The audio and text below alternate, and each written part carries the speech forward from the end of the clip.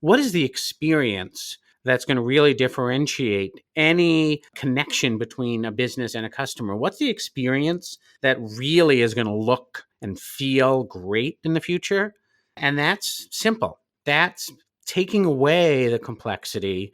That's where we get a feeling of sophistication.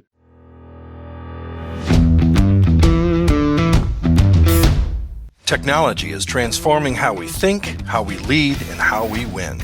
From Intervision, this is Status Go, the show helping IT leaders move beyond the status quo, master their craft, and propel their IT vision. Hello and welcome to Status Go. I'm Alicia Gaba, VP of Marketing at Intervision, and I have with me today a special guest, Norman Guadagno, Chief Evangelist and SVP of Marketing at Carbonite. Thank you for joining me today, Norman.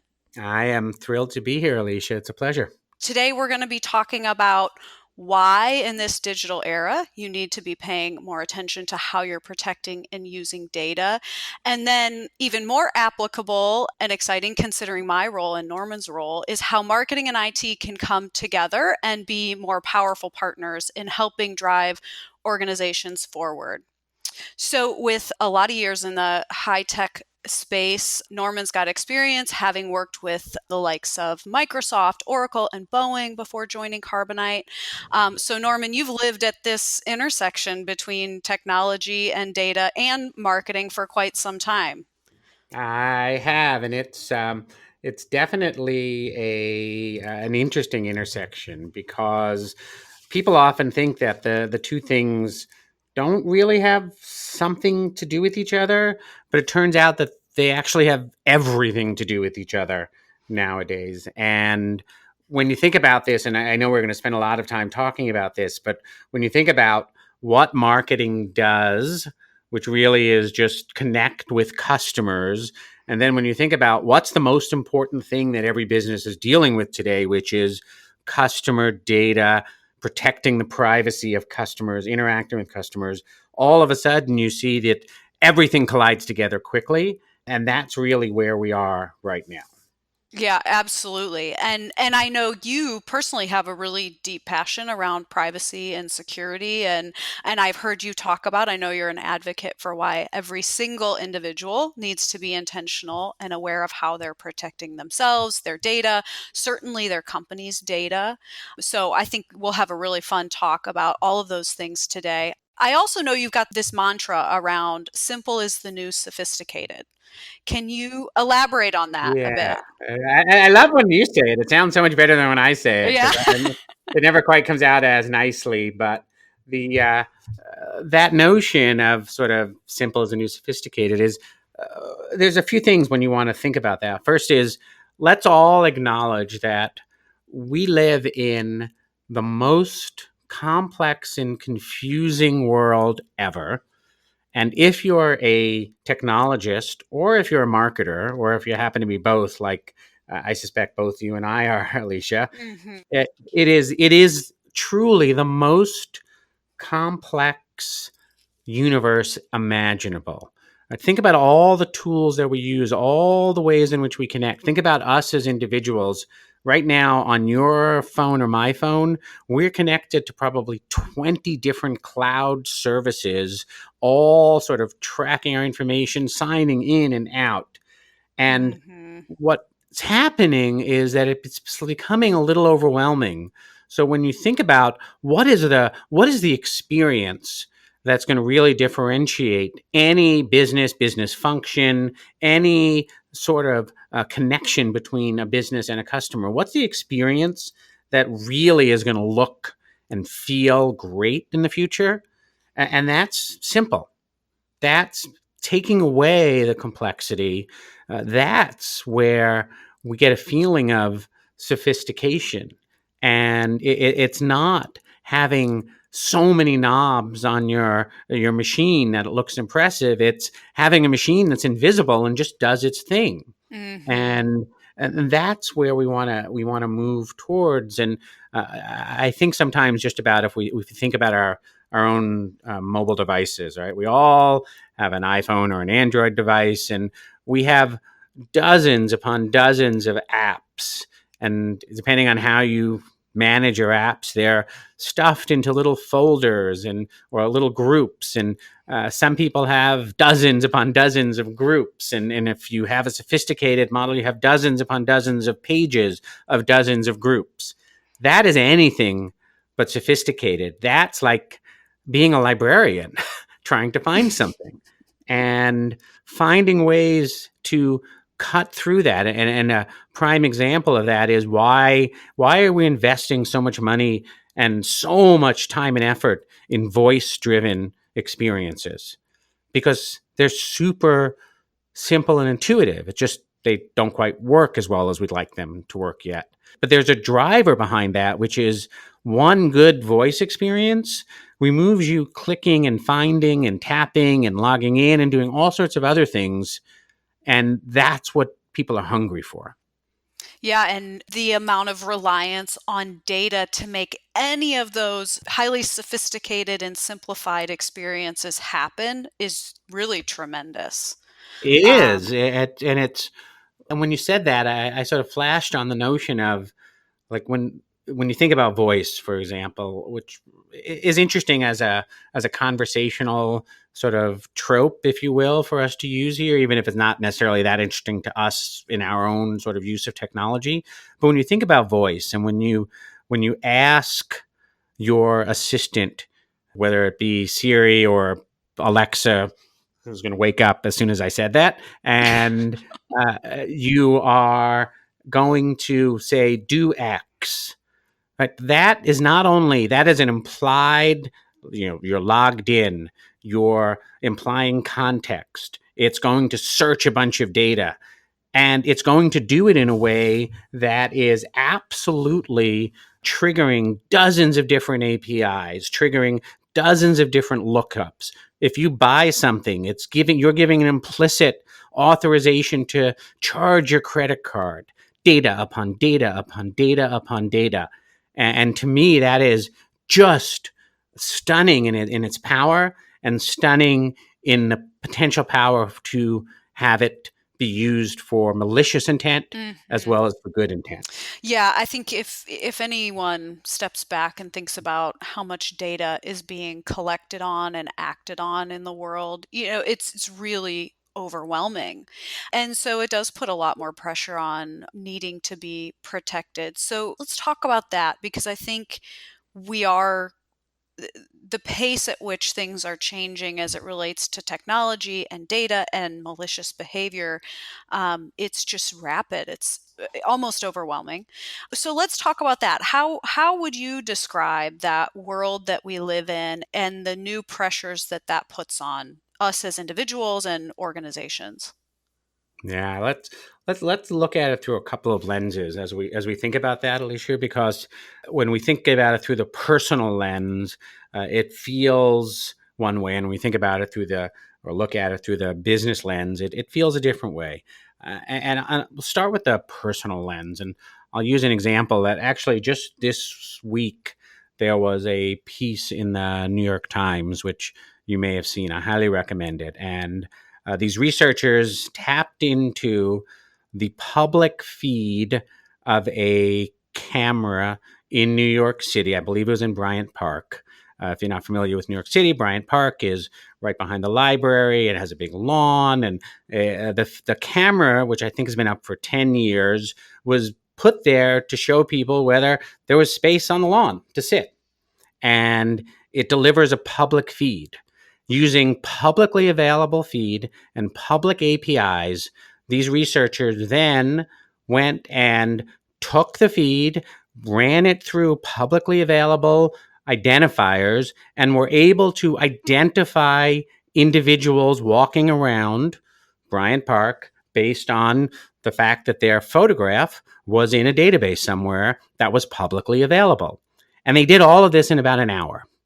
And then they were able to say, okay, I know who this person is. They went in, they zoomed in on that person, they identified that person. And then, of course, they did what anyone would do who's going to write a piece for the New York Times, is they went and they talked to that individual and said, how does this make you feel? You were wandering around Bryant Park and we identified you and were able to zoom right in, and we knew when you were there, who you were. And that person justifiably said, that's pretty scary, or whatever their direct quote was. That is the reality of the world we live in. If researchers can do that with publicly available APIs and databases in about an hour, when you think about the power that governments and businesses have when they apply resources and time, privacy is somewhat of an illusion.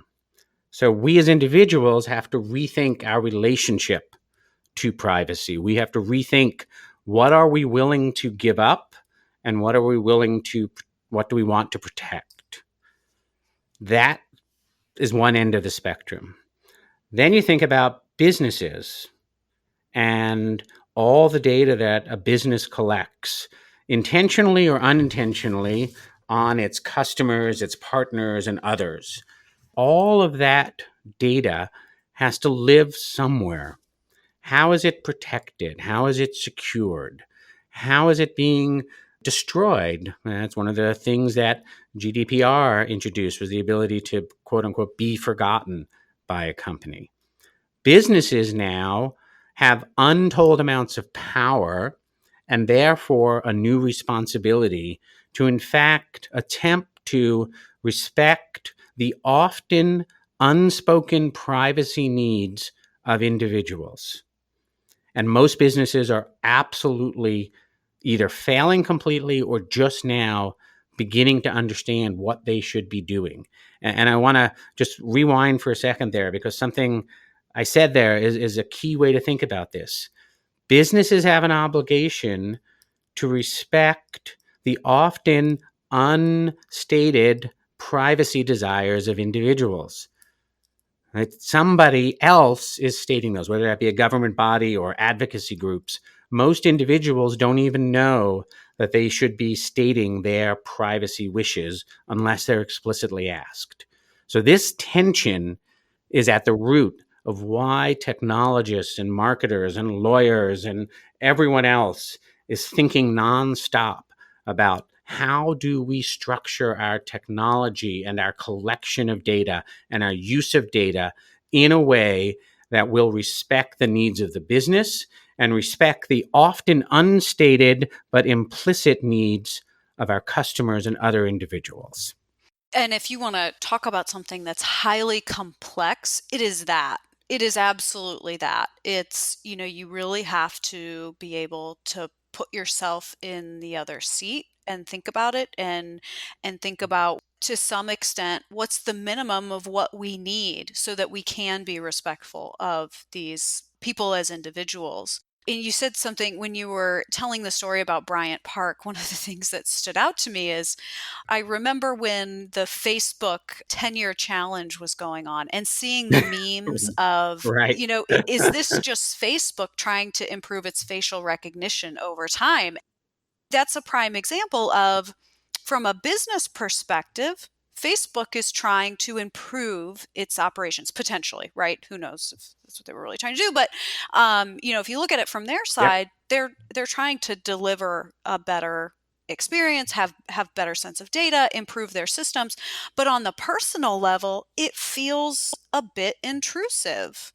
It does. It's such a great example of not fully understanding what it is we implicitly consent to when Hmm. we do certain things.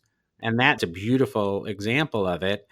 And people now need to become more aware of that, more aware of the use of their data, their image, to authorize, to get something sold to them, to do all sorts of interesting things. I, like many people, use an iPhone. I use facial recognition on there, and I learned an interesting thing, is that even though I've trained my facial recognition to recognize me with or without my glasses, it actually doesn't work very well without my glasses. And I did a bunch of experiments on it. And this is purely my experiments. I'm free for Apple to tell me I'm an idiot, but my experiments have demonstrated that it must be also looking at something to do with the way my eyes focus, because If I take my glasses off, my phone will typically not recognize me. If I take my glasses off and put contact lenses in, my phone will recognize me. And so now I have this interesting situation where, for all intents and purposes, my phone knows me as Norman with glasses or Norman without glasses with contacts, but it won't recognize me as Norman without glasses or contacts. And I'm constantly thinking about what that means in terms of all the different types of data that might be available. And if I were to go on the lam, I'd have to do it without my glasses and without my contacts, and I'd keep bumping into things. To me, these are all the new ways in which we think about the use of data in every different type of situation. It's so amusing to hear you say that because from an Apple perspective, they're already telling us how healthy we are. Now you've just given them a new business idea. They can tell people if they need Yeah. glasses or not based on how their eyes are looking at the thing. That's right. You're like, Oh well, gosh, maybe you how need better glasses. interesting. Yeah. So it's clearly an interesting world in which we live. I do feel like you brought up GDPR. It's something that is really stating the way things should be naturally. You can read it and say, well, shouldn't all businesses be doing these things? And aren't these things all so obvious? But at the Hmm. end of the day, we do live in a place where people move fast, and are they all really thinking about these things? Well, if not, there's a framework now, so you're going to think about them. But Right. it is a very interesting thing when you look at GDPR and data privacy and the situation where there is so much data being collected. It's so complex for an individual to even think about where might all of my personally identifiable information be, let alone the businesses I would need to go get it removed from if that was a desire of mine. And then from the business perspective, there's truly a lot of complexity involved in even adhering to some of the basic principles that you think, should be obvious for Hmm. businesses. Yeah. So, And as you said that, like, we ask ourselves the question, yes, it is complex. Absolutely. Something being complex does not excuse a business from doing the right thing. mhm. And that's important because the fact of the matter, it is complex. We spend a lot of time here at Carbonite ensuring our GDPR compliance, and we have implemented, I think, a really top-notch system for privacy and for how we monitor and how we work with it. And you know what? It was really complex. It involved a lot of people, time, and investment to fully understand everything that we were doing, and it adds time. Every single contract that we have to agree to now, is it has to go through that lens, and it can be frustrating as a business because it does add time and expense. But that's not an excuse if ultimately we want to win the confidence of our customers and our partners. And that, getting back to what we were talking about earlier, when we talk about this notion of simple, and behind every simple experience are layers of complexity and sophistication and investment and time and thoughtfulness. And making that happen every single time requires a lot of people working together and orchestrating an approach to privacy and security and data protection within an organization. And it also requires, I think, just a degree of humanity. Customers are people. They're not simply just data in the database. And if at some level you're not treating customers as people, as humans, then you're gonna do something that's probably not going to be in their best interest. Yeah, absolutely. So this is a great segue because you've mentioned a couple of different ways how many functional people have to come together to really look at data privacy and protect those individuals. I know that when you're looking at something like GDPR, you're looking at data privacy, that tends to be a very obvious place where technology and marketing truly do have to come together. So let's talk a little bit about that, just in terms of your view on the partnership between technology and marketing, and specifically around this topic that we're talking about. Yeah, I think that does bring it to a sort of a real crisp focal point, is thinking about privacy, thinking about GDPR, thinking about the role marketing plays as the way in which you communicate with your customers and partners, but also typically the place where you own the data about customers and partners and interactions in the Martech stack. And then you think about IT often owning a whole other set of data stacks, and that may be partly due to what they do with the accounting group or a general ledger or invoicing. Right? So they are supporting a whole set of these things, and they're also typically IT and or the CISO or others in an organization are concerned with the security of the business as well, which actually overlaps in here. And then there's a third element in here, which is an important one not to overlook, which is the element of the legal team, who are key partners, in fact, in this process. And this has to start with putting the customer at the center, and each of those teams, marketing, IT, legal, and anyone else who needs to be involved, look at the ins and outs, the gives and takes, the way in which they give to and take from that customer, and their responsibility. My responsibility in marketing is to effectively communicate to the customer, but also to be able to sell and market to the customer now and in the future. The legal team has to protect the rights of the business and the legal rights of the customer.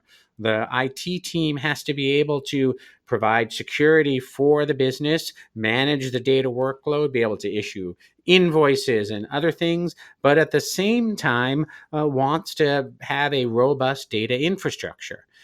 Setting that out on the table and really beginning an honest discussion around what are we going to do to meet the needs of these customers, these humans, and meet the needs of the business.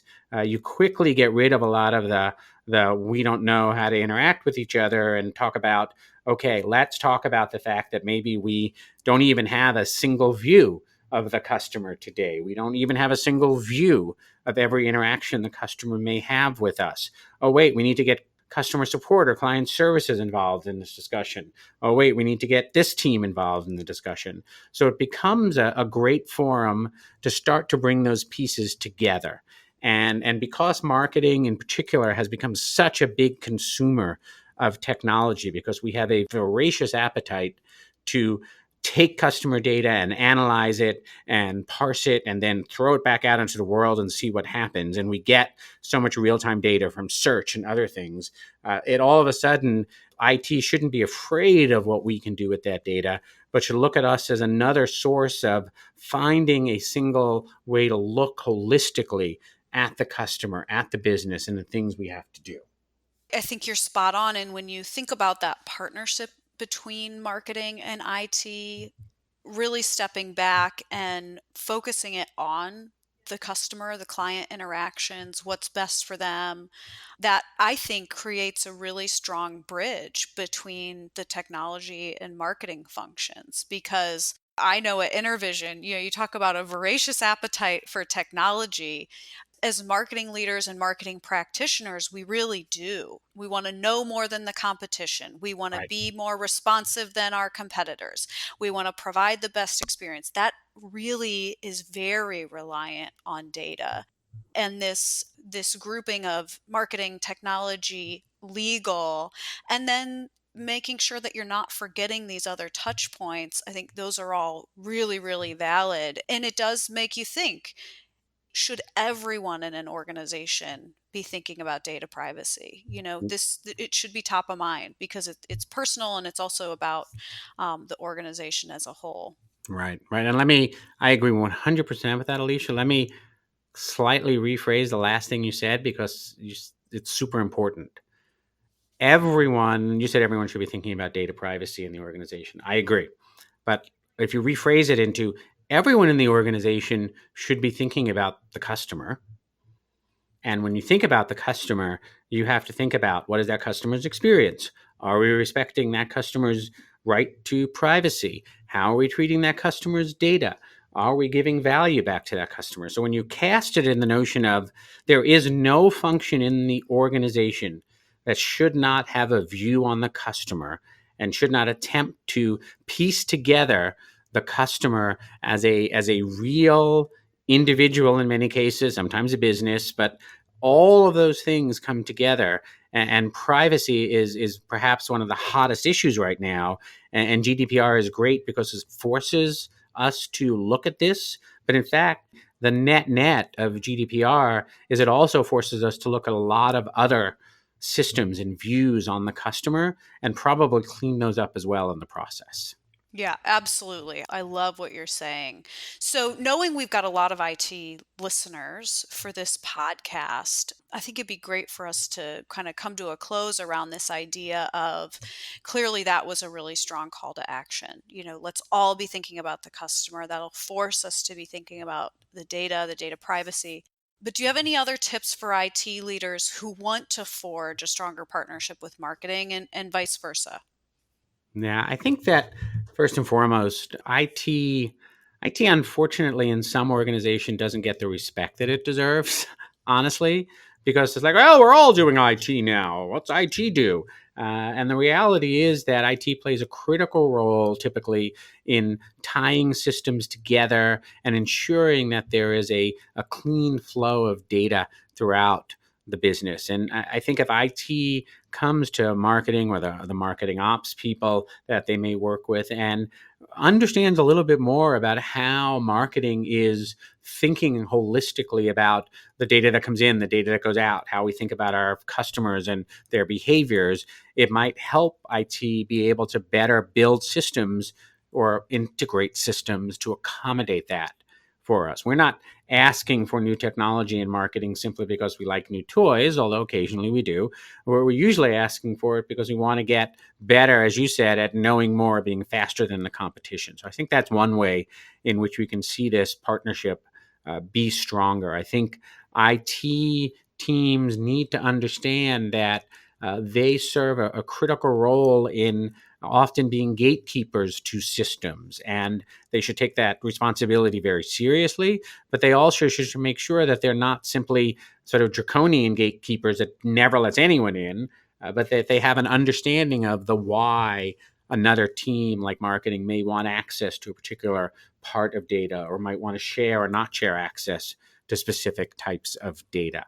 And I think the flip side of it is that the marketing team needs to better understand the reality of no matter how sophisticated our MarTech stack, in most businesses, it lives in the context of a much bigger technology stack. And if we in marketing don't have at least some top level and usually much deeper understanding of that bigger technology stack and where it's going and why it's built the way it's built, we'll often make bad decisions because we don't have enough information. So marketing has to reach out and better understand the IT stack the same way IT needs to reach out and understand the MarTech stack. And again, if we all think about the customer at the center, and the customer is, of course, a bunch of data, but it's also so much more than a bunch of data, and we all hold joint responsibility for that, we can get better at moving ahead and thinking about why we invest in the types of systems or processes or outcomes that we may invest in. Well, I could not agree more. I also couldn't think of a better way to end on this podcast. So, Norman, this has been a delight. It's been a lot of fun. We've covered a lot of ground.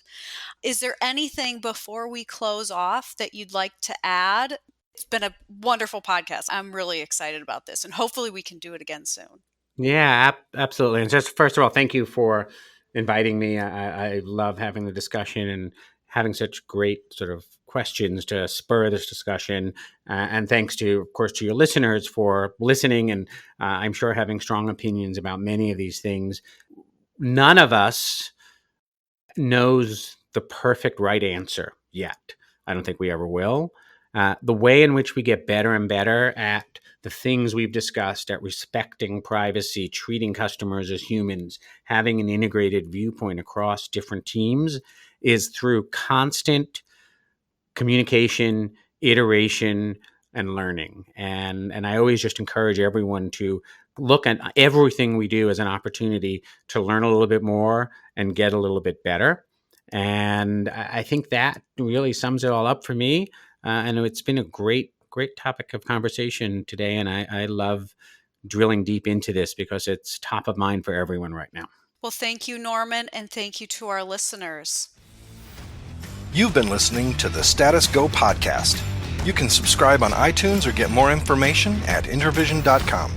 If you'd like to contribute to the conversation, find Intervision on Facebook, LinkedIn, or Twitter. Thank you for listening. Until next time.